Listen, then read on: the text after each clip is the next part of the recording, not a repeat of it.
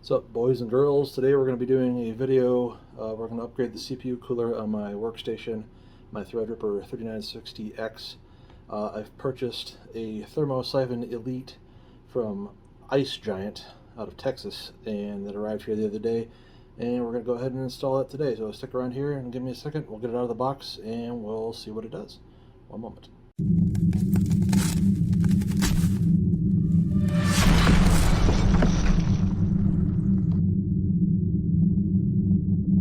If you haven't already done so, please click the like button, subscribe to the channel, and leave a comment below. Thanks.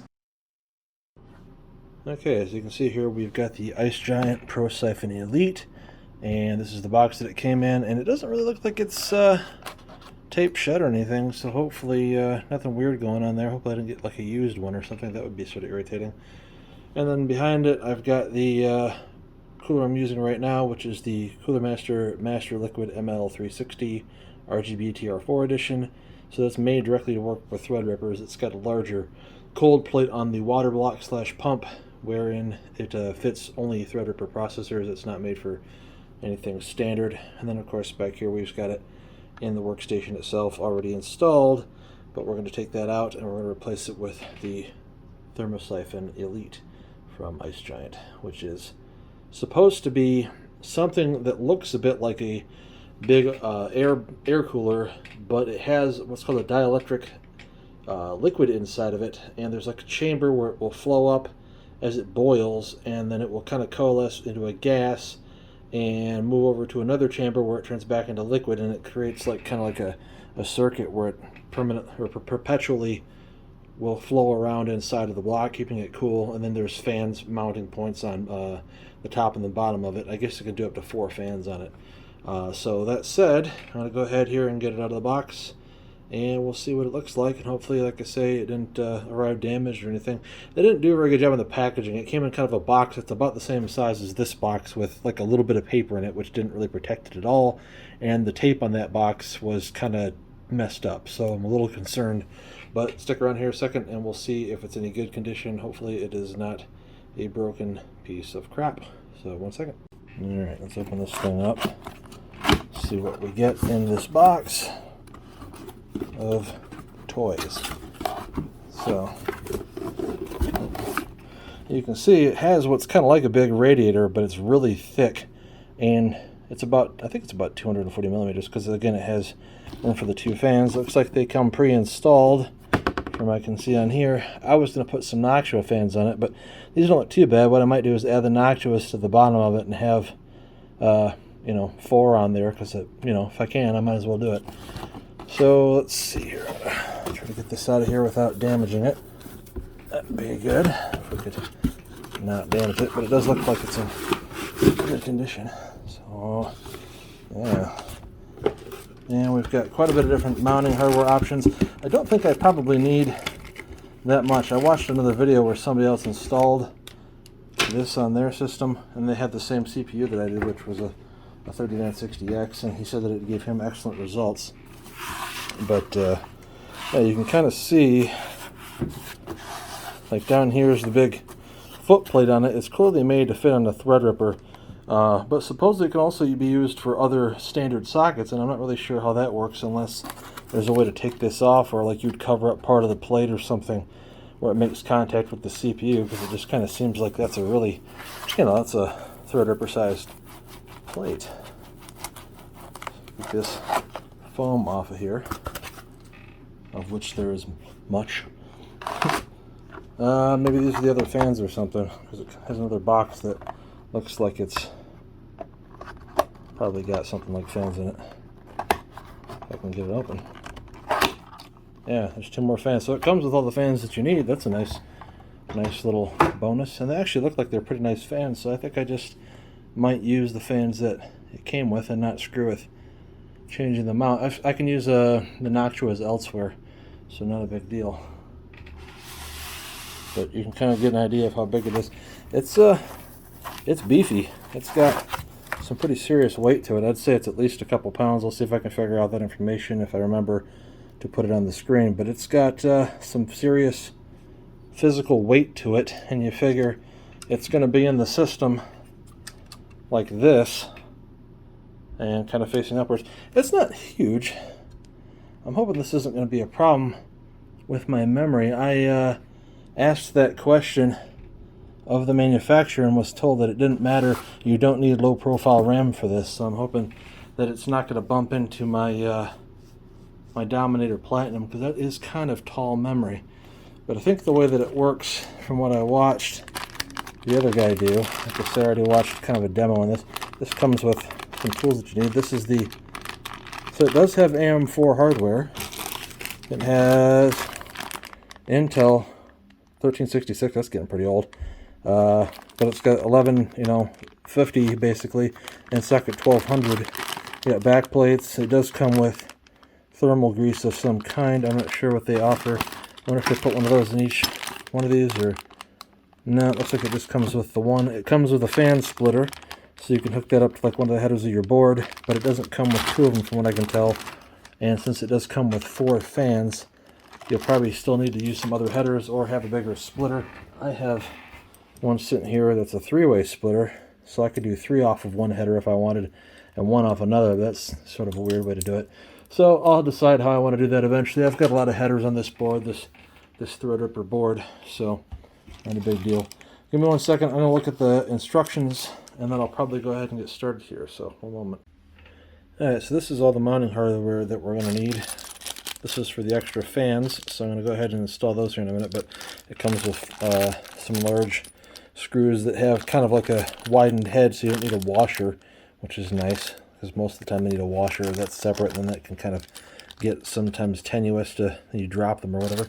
So that's cool. It comes with the screws for the mounting hardware to install the fans.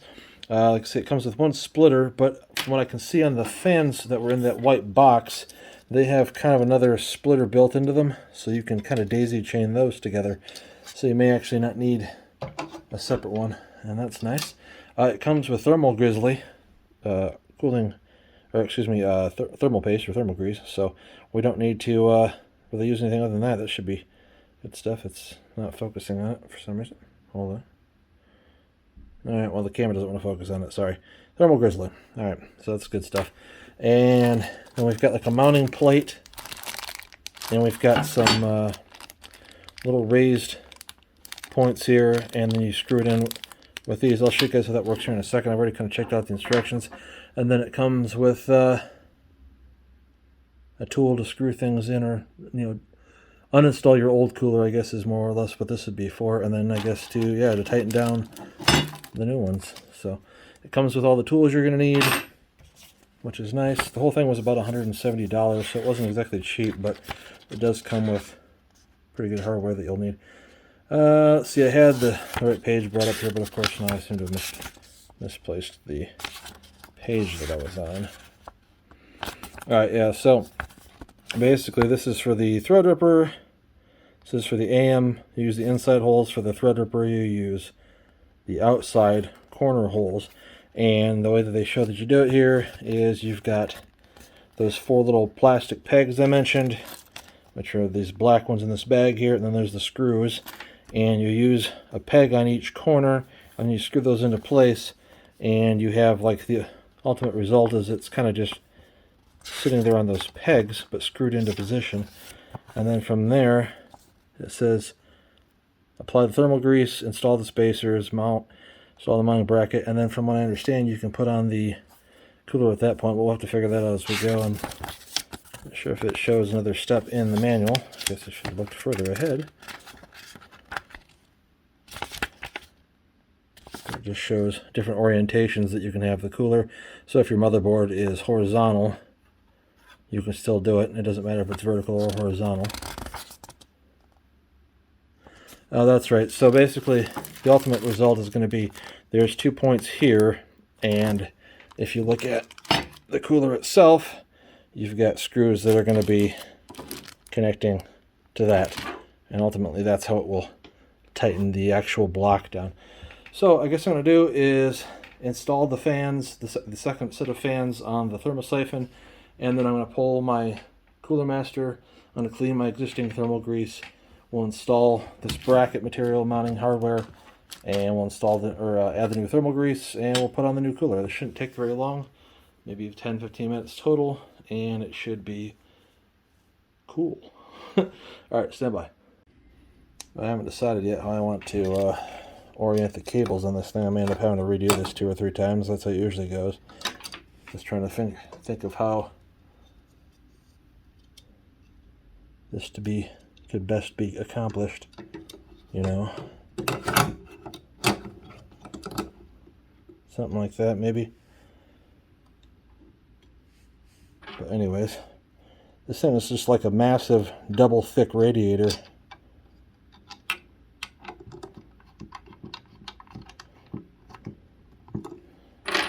And get a couple of these things going here.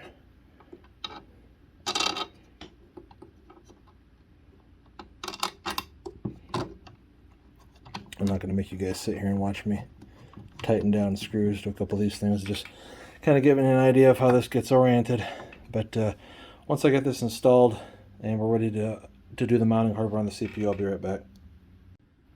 Alright, this thing is monstrous with everything on there. It definitely weighs a few pounds, so got both sets of fans on there, ready to rock. Like I said, it's going to be blowing air upwards, so I've got the fan set to blow air in through it, and then so it's a push-pull configuration. But just setting that up, you can get some idea of how big that thing is.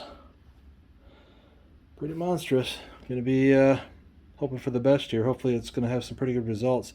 Like I say, Linus Tech Tips did a review on this thing, I want to say it was last year at some point, earlier last year, and I guess that their popularity blew up to the point where they had a little bit of a hard time fulfilling orders for a while, but eventually it took me about a week to get it, but they don't do like any kind of a fast shipping or anything. But they had it in the mail like the next, I think I ordered it on a Thursday, and they might have shipped it out like later Friday afternoon. So they're pretty quick about getting it in the mail. It's just you wait a little bit for actual shipping. But anywho, next up, I'm going to go ahead and pull the Cooler Master, which won't take too long, and clean off that thermal grease, and then we will get this thing ready to roll. So let's see how that goes. Alright, well, I got my camera in here kind of precariously, so hopefully I don't F this up too bad, but I'm a little concerned that the RAM might be too tall. This is Corsair Dominator Platinum, and even though, like I say, the manufacturer indicated to me that it shouldn't be a problem, you know, maybe they don't know what they're talking about. So I guess I'll have to see. Or actually, I don't even think it was the manufacturer I talked to. I think in retrospect it might have been the fine individual that had reviewed it on YouTube. So if I can't get this to work because of a height issue, that's going to be sort of a bitch. But what can you do? So I decided to use the outside for this. So there's like a little peg here, and outside I guess is there and here. Now this is going to be kind of tricky, but you're supposed to lay this thing down on top of them and then screw this into place.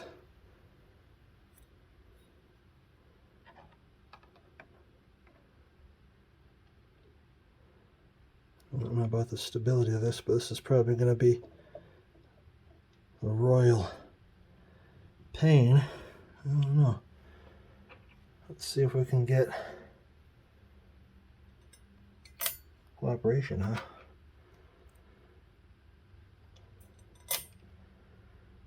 It's going to be tricky, I can tell you. You guys can see it okay. Looks like the angle's alright with the camera. And that's the trick, though, is getting these to start.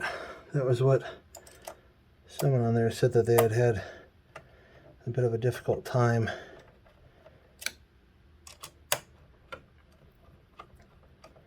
maybe it was the mount from the CPU itself that was hard to get in, because it easily seemed to be screwing in alright. But you figure, I'd like to see how far that sits down into it, but I'm a little concerned about the height, like I said. I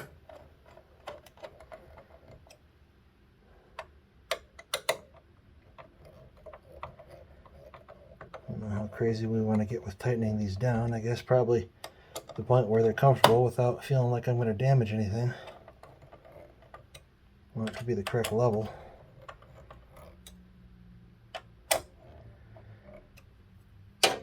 It's on there pretty good.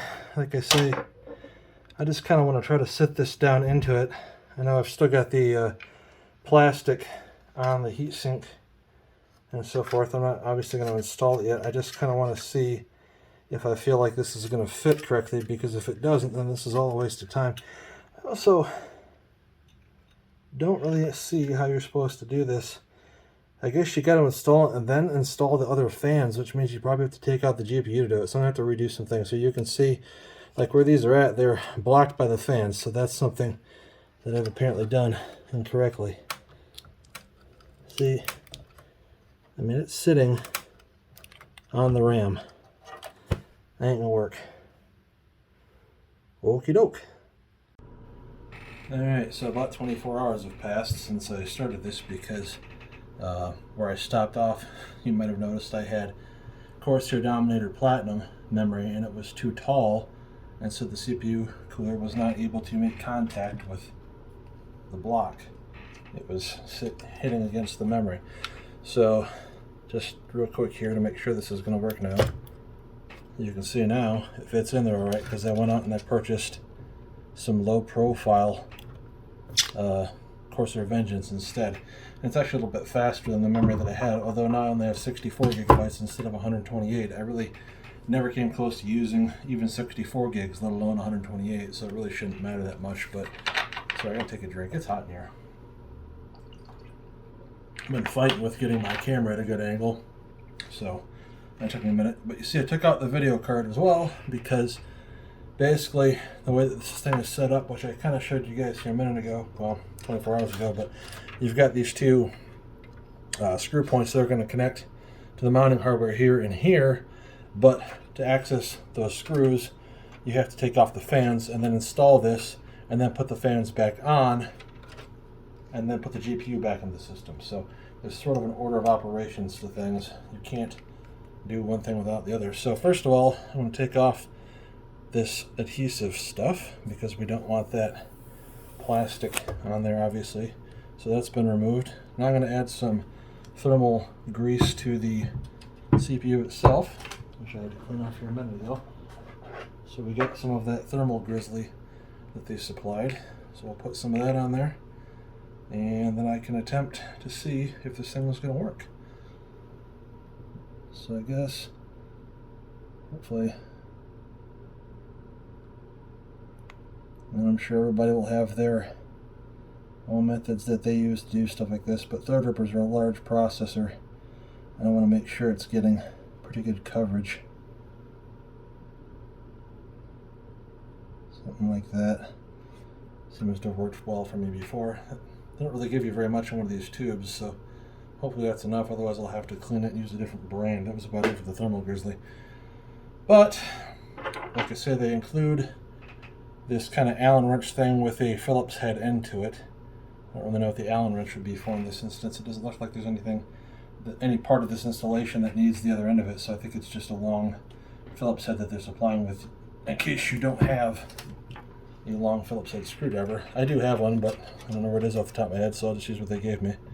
So hopefully you can see we're kind of getting down in here, and hopefully I can get some cooperation out of this thing. This is, I think, what the one guy had said. He had a little bit of a hard time getting these to kind of take purchase. In fact, I got to make sure that this is, I think that's in there. My cat is downstairs complaining. Let's just see if we're getting any kind of a bite, so to speak. Yeah, I think we're starting to make connection with it. Kind of just do it a little bit of each at a time until they both start getting connected. Let's see. So, yeah, I'd say it's getting on there.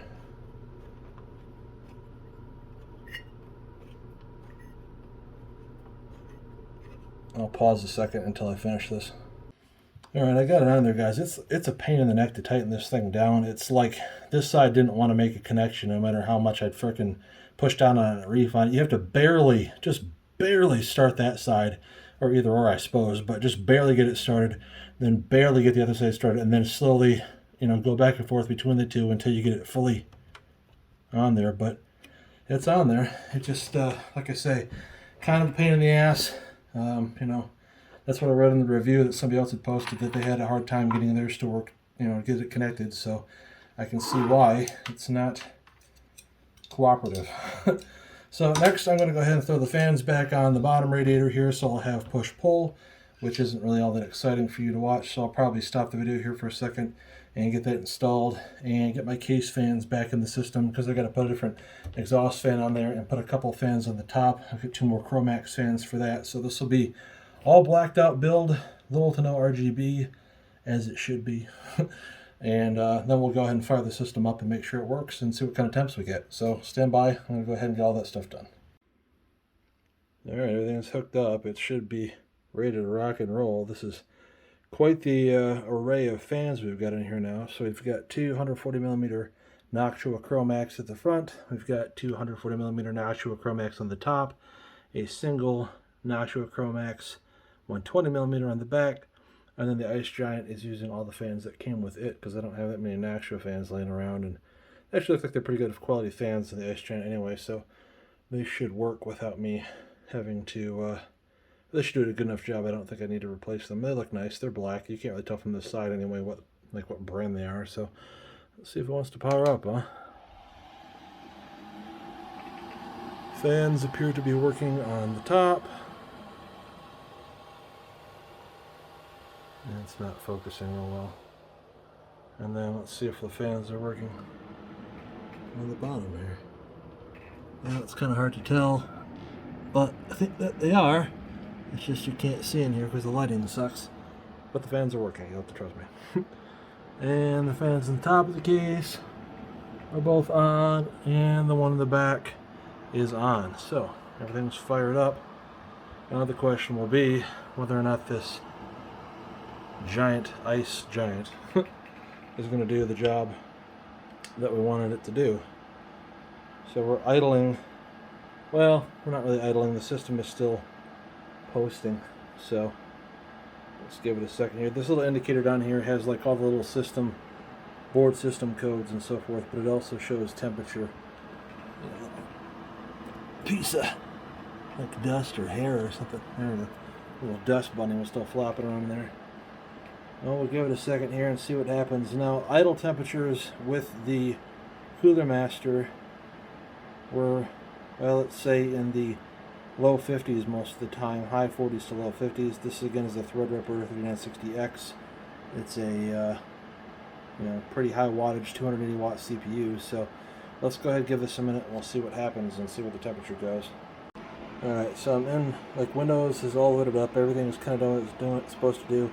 It's getting down into like the mid 40s, and then it seems like there's a constant process that runs, that spikes it back up again into like the mid to upper 50s, then it comes back down and it plays kind of this game. 40s again. Alright, what I'm going to do is I'm going to probably load up, like, and let one of my deepfakes run for about 10-15 minutes to let it really utilize the CPU.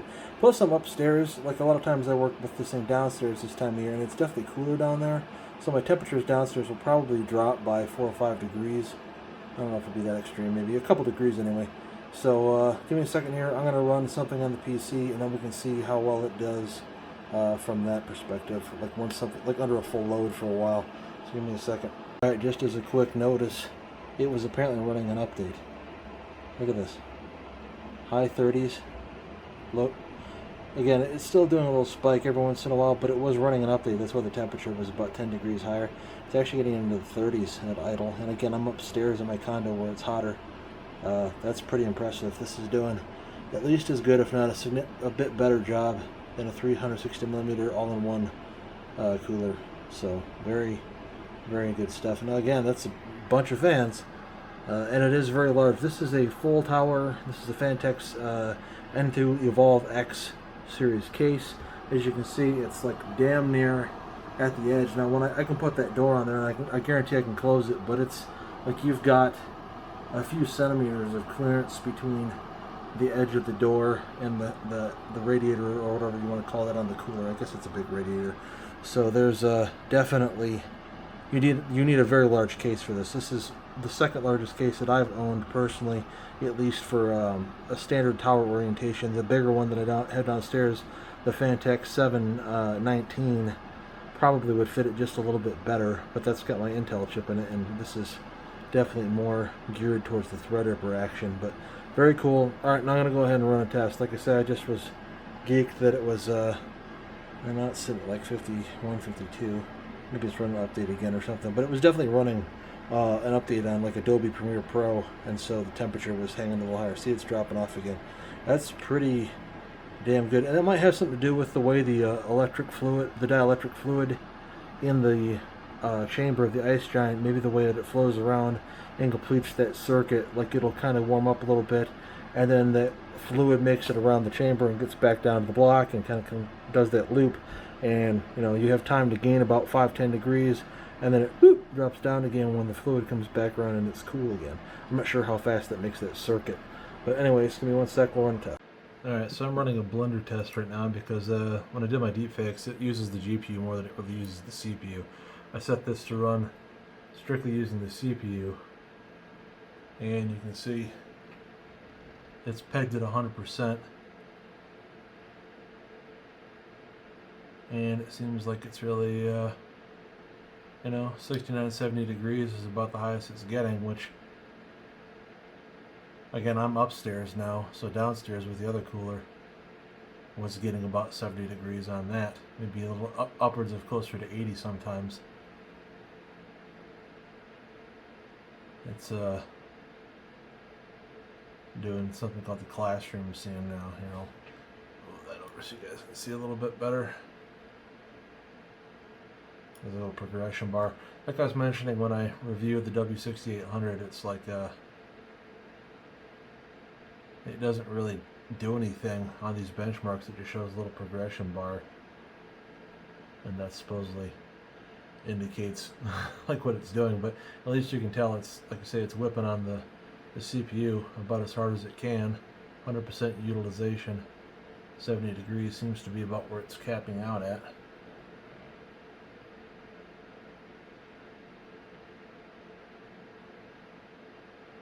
Alright, that's pretty impressive. Like I say, if I take it downstairs, I guarantee the temperature will drop, let's just say conservatively, anywhere from 2 to 4 degrees, because it's significantly cooler down there. So, pros of the cooler are it obviously does an excellent job on something even as high wattage as a Threadripper 3960X, which is 24 cores, 48 threads, 280 watt TDP.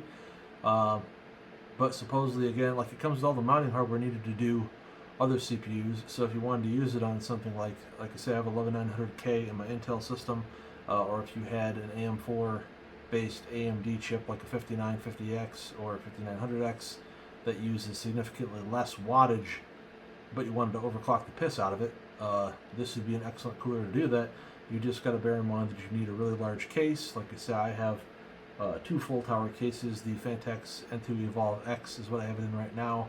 That is a full tower, but the 719 is like a super tower, and it would fit better in something like that because, again, it's a very tall radiator that stands off the board, as we showed.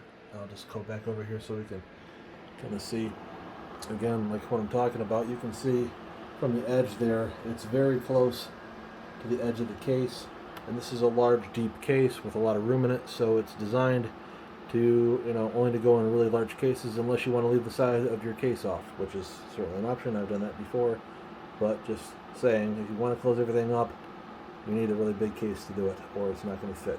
It does an excellent job, quite large, not particularly loud really. I mean, I don't know how well you can hear it through the microphone, but it's not that bad considering how large it is, how many fans are going at one time in this thing. More of the noise, honestly, is from the W6800 than anything else, because of that high RPM blower fan on those things. They tend to get, you know, there's kind of a higher pitch to those than there's anything else. But it's got up to 72 degrees now, so it does get, you know, it still gets a little bit balmy. But again, I'm upstairs. It's hot in my condo upstairs. You know, this time of year, it is what it is. But downstairs, that's why I usually hang out downstairs, you know, in the summer, and then in the winter I come back up here with it. But good CPU cooler. It's about $170 MSRP. You can order it from the IceGiant website. I will try to link that in the description, so if you want to go buy one yourself, you can do it. Took about a week to receive it, as I mentioned, and it requires low profile memory once again, because like I say, the Dominator Platinum that I had in there was too large and the IceGiant was bumping against it. So I hope that's a good recap. If anybody has any questions, please ask in the comment section below. Please give the video a thumbs up. Consider subscribing to the channel. Maybe like it, share it with your friends, etc. Anything you do like that helps me in the algorithm, and I'm trying to continue to build the subscriber base and get more eyes on my content. So appreciate your time. Have a great day. Talk to you guys again real soon. Bye.